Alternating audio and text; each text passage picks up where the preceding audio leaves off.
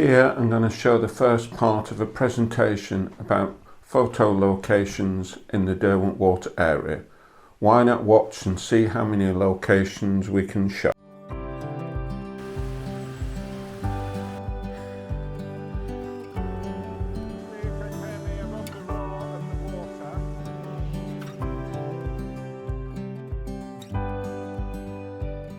Well, good evening. And last week I did a presentation to the 617 Club about locations in the Derwent Water area. It's a PowerPoint presentation and I've now recorded that presentation, and what I'm going to do is show the first part of it on this video, and then in a week's time we'll do the second part. It's just that the whole presentation is over 50 minutes long and is a bit long for a YouTube video on my channel. So yeah, so hopefully you'll enjoy that. If you do, please click the thumbs up. If you like what I'm doing, please subscribe, and if you've got any comments, they will be much appreciated. Right, well, welcome to my presentation of landscape locations in the Derwent Water area. So who am I? My name is David Leeton and I go under the handle of Keswick. And how long have I been into photography?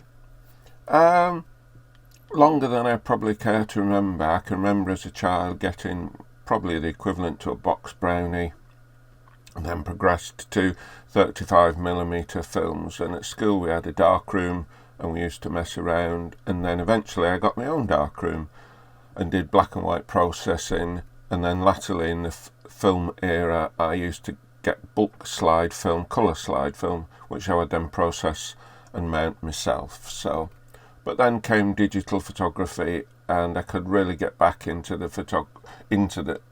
photography without the need for a darkroom or chemicals, etc. Initially I got a sort of point and shoot camera because that's all I could afford, but eventually I upgraded to a full frame camera, and at that point I thought I ought to take the hobby a bit more seriously. So why landscape photography and why in the Lake District? Well, I've never been particularly strong on capturing images of people. I tend to prefer to see something in front of me and want to capture that. And 30 years ago we moved to the Lake District. And also I've always had a passion for the great outdoors, always been into walking, be low level, high level. I mean, to make a point, as I left school to go to university, a group of us did the coast to coast walk with wild camping and etc. So they all combined, and hence landscape photography in the Lake District. But what's the aim of this talk?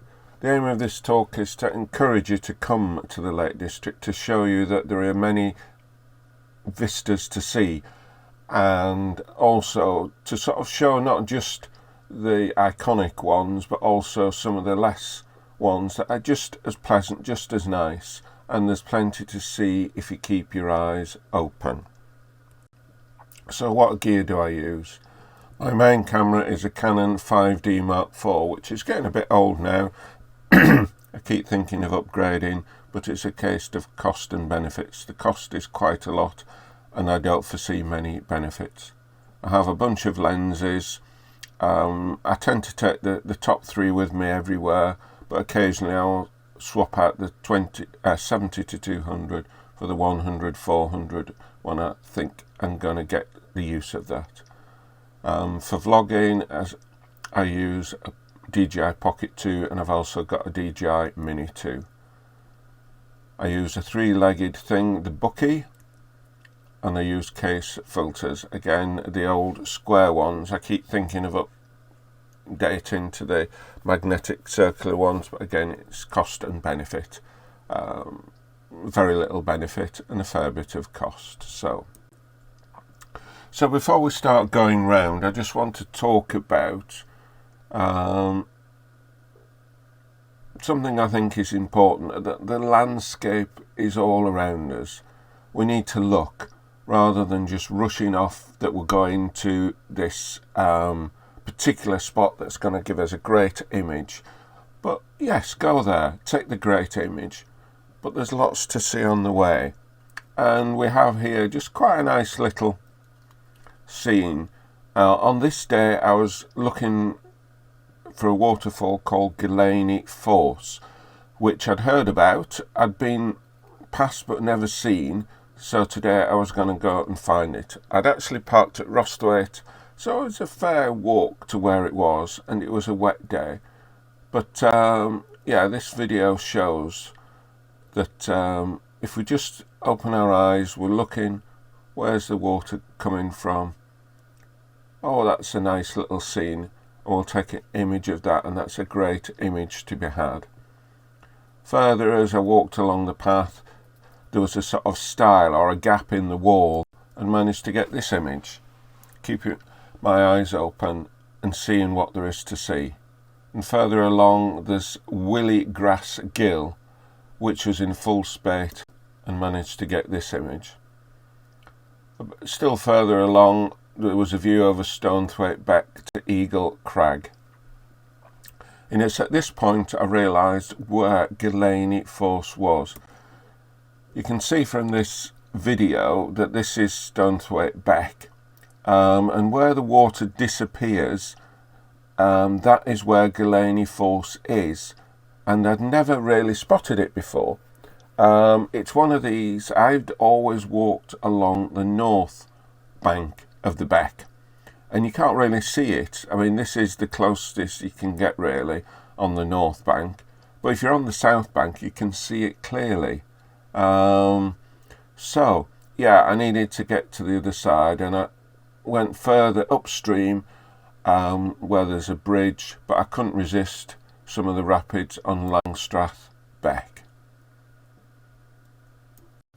So this shows us we parked at Rosthwaite, which is near the top left, and then the orange dots, we've got the little scene going through the wall, the beck in spate, looking across the Eel Crags, and right at the bottom, Langstrath, the rapids, and then finally we come to Stonethwaite Beck and Gillaney Force. You can see it there up in the background,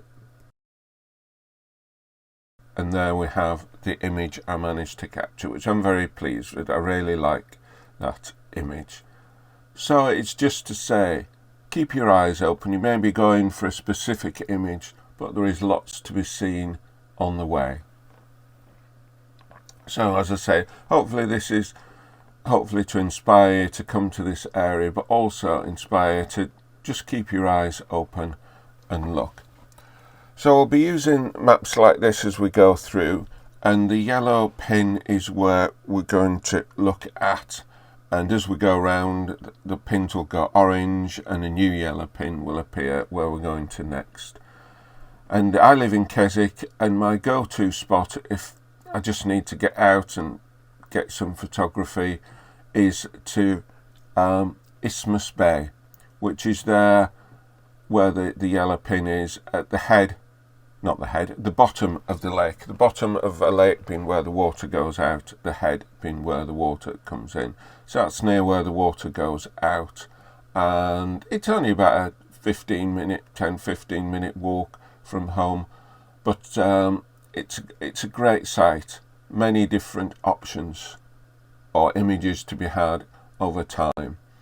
So here we've got a video. You can see there we've got the stone jetty, we're coming out, and then as we go up you can see the boatyard, and then you can see across to the landing stages and the theatre by the lake there, and then coming round from where the River Derwent goes out, spinning round, we've got Causey Pike, Cat Bells, and then looking up to the head of the lake. And this is one of my earlier images that I've got, this stone jetty, which I believe at one point there was a sort of Lido type of thing with diving boards and people could go swimming, that has long since been abandoned. But it acts as a leading line, and you've got the expanse of the lake, and you've got reflections, you've got Cat Bells, you've got Causey Pike, etc.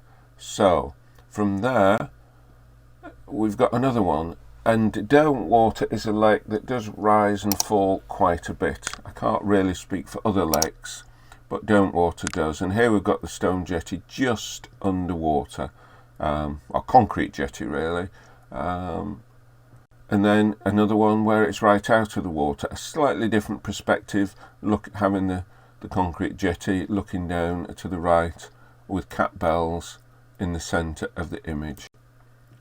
It's really a sunrise location, and sometimes we'll get calmness, we'll get colour, and again the jetty is underwater here, but with the use of filters you can just see it there.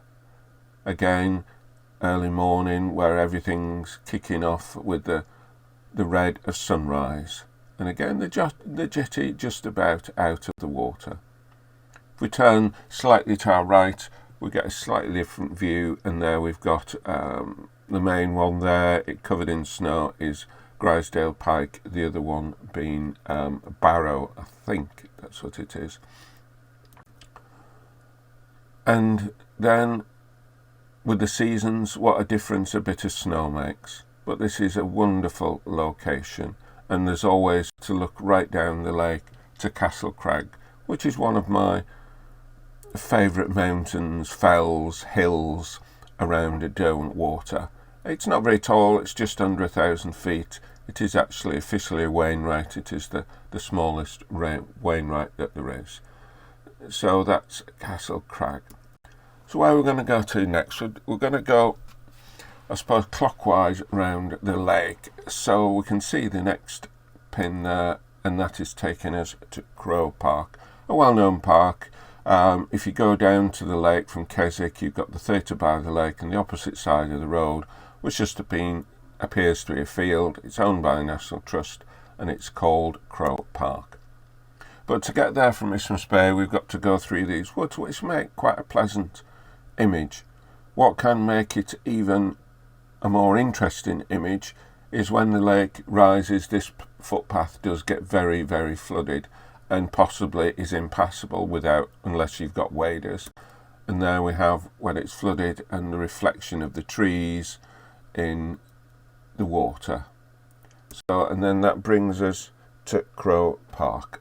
And this is the iconic location, stood on near the beach. We've got Derwent Island there, and behind it we've got cat bells, we've got reflections, we've got the boathouse on the island. There is a main house on the island, and we've got the gate, which is partly underwater there. So that's the iconic location. If we go to our right to the other fence, we get a slightly different perspective and different colours with the time of season. There again, they will get lake a little bit higher, a little bit of low cloud, or on occasions it can be a misty day. And to me, this is one of my, if not my best image from this location. And then again, what a difference a bit of snow stroke frost can make to the scene. And then a final image there. So that's Crow Park, and we're going to carry on and work down to Friar's Crag. So there we've got Friar's Crag, and to go there from Crow Park we go past the landing stages, and this is a fairly typical shot, typical image. We've got the rowboats waiting to be hired, we've got the launch there, and then a bit further along, looking back on a very calm day, we've got the launch sat in the water, reflections everywhere. But it isn't always a calm day. Here we've got not so much a calm day, and you can see that all the jetties there are underwater. We just see the posts. The jetties are underwater because the lake is high on this occasion. And that brings us to Friar's Crag. A very visited place. It's near to Keswick. It's not far to walk. It's very accessible. And this is one of my earlier images that I really like. And that gives you a view looking up to the head of the lake. And lots of people like to take an image with the bench in the foreground. Sometimes it's misty, and sometimes it's a bit dark and moody. and a long black and white exposure can accentuate that. And from there we're going to carry on round to Close Bay, where we've got the Centennial Stones. It's not unusual to meet a bunch of photographers at any point, particularly Crow Park, and here's a bunch, although I happen to be part of the bunch, although I'm taking the photograph, and just to the right of there is Friar's Crag. And then we're going to carry on round to Close Bay, and somebody saw this scene and took the picture, and I just couldn't resist it as well. So it's yeah, we're just on our way to Close Bay, and a beautiful scene, just keeping our eyes open, seeing what there is to see and capturing it with the camera, not just zooming to the next iconic location. And that brings us to the Centennial Stones. Some people think the millennial stones, that they were put down for the millennium, they were put down at that time, but they are to celebrate 100 years of the National Trust. And if you count the number of wiggles there on the stones, you do come to 100. On this occasion, they're well out of the water, and obviously this sky wasn't brilliant, but we've got a nice moody sky with a long there. There again, a bit of colour on the clouds, early morning colour, and a frosty morning with the stones just in the water. But then when the lake's high, and obviously not a calm day, they're well into the water, and yeah, I quite like this. It has a certain atmosphere about it. I have been round when you can't see them, that the lake is so high that they're totally underwater. But then on a nice calm day, we can get some reflections there. And from there we're going to carry on round, and we're coming down to Ashness Gate Jetty. That's what the launch company call it. It's at a point where it's just off the road that goes round the lake, but there is a junction there where the road goes up to Ashness Bridge, so hence Ashness Gate Jetty. And here we just have a bit of a video showing we've come down Skidder, and then we've got to the right there we've got the jetty, and as we come round we've got Cat Bells, and then looking towards the head of the lake. And it just makes to me a great image. I've said this is of the new jetty. The jetty had been significantly replaced at this point.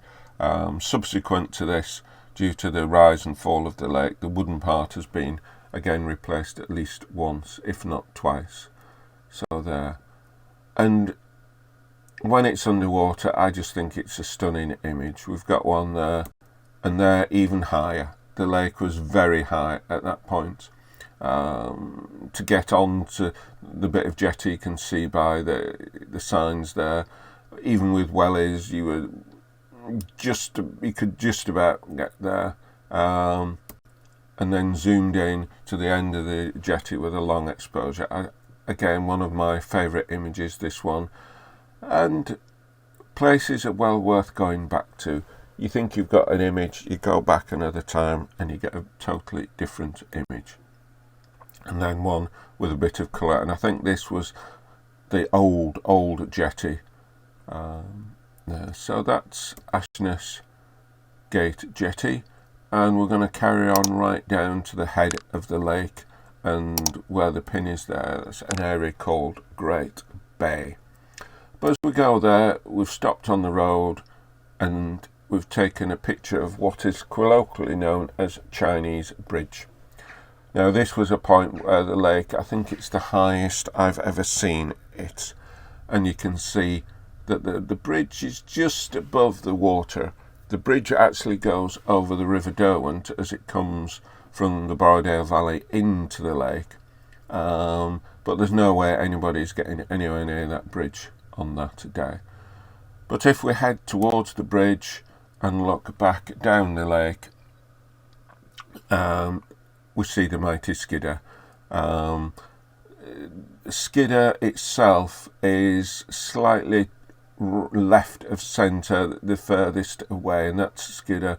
The sort of centre one is Skidder Little Man, and then off to the left you've got Lonscale Fell, and there are various others, but just the view there with the way the cloud and the light is on the mountain is quite nice, I think. So that's that. And then as we actually come to Chinese Bridge and the River Derwent, you can see Skidder through there, but you realise how deep the lake must have been to virtually have the bridge underwater. So yeah, and as we walk along this area, we go from Great Bay, and where the yellow pin is, the area to the right of there is called Manesty Park.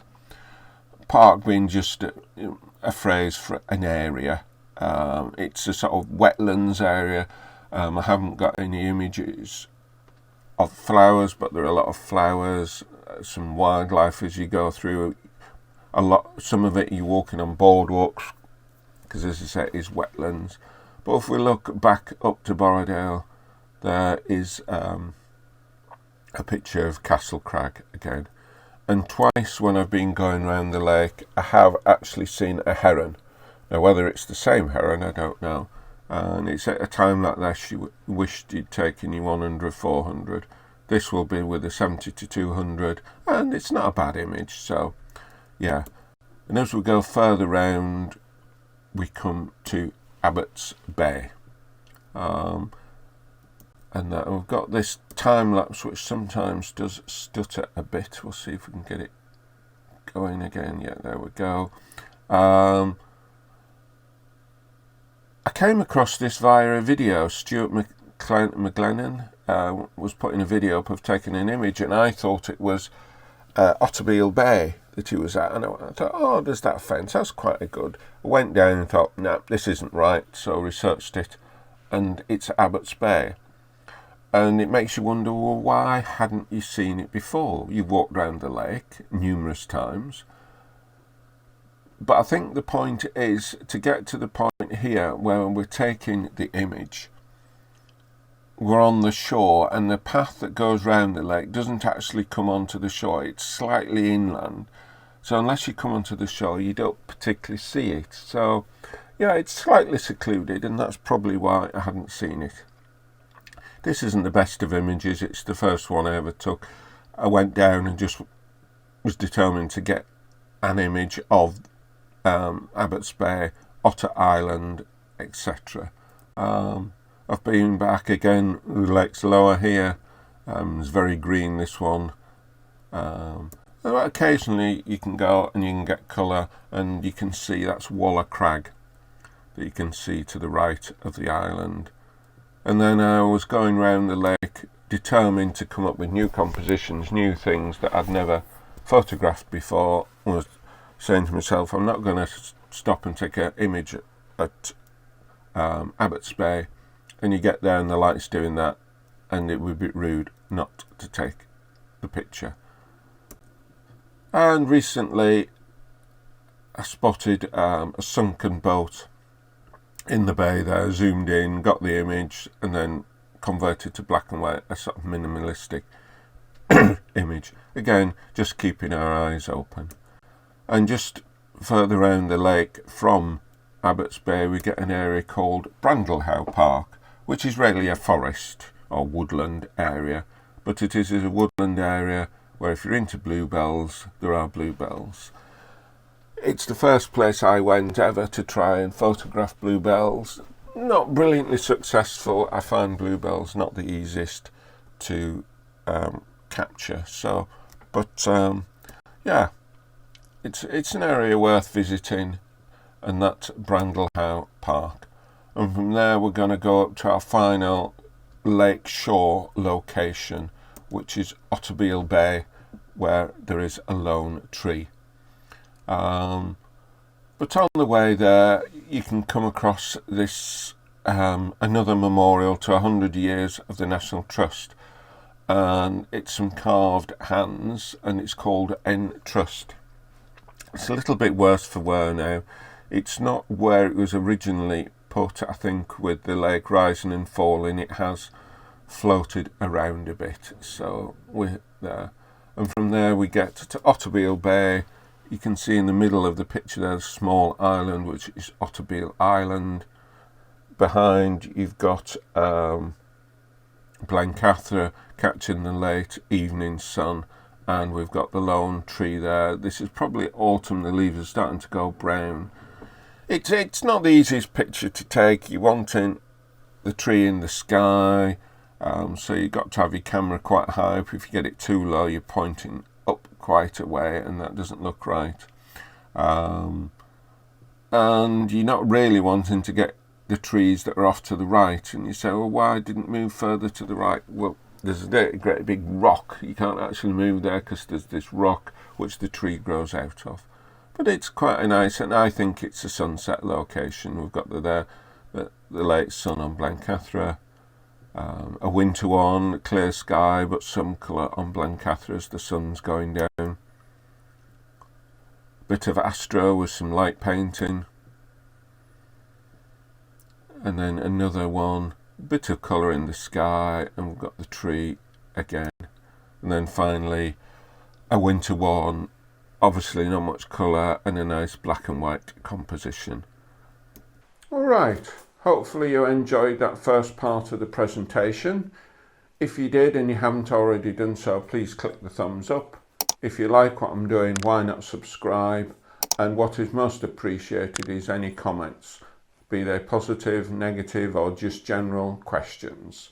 And yeah, this has gone up on a Wednesday, and the next video that comes up, which will be on Sunday, is a visit to a waterfall near Ambleside. And then the following Wednesday, in a week's time, I will put up the other half of the presentation. So yeah, we'll finish there, and we'll say we'll see you on the next video.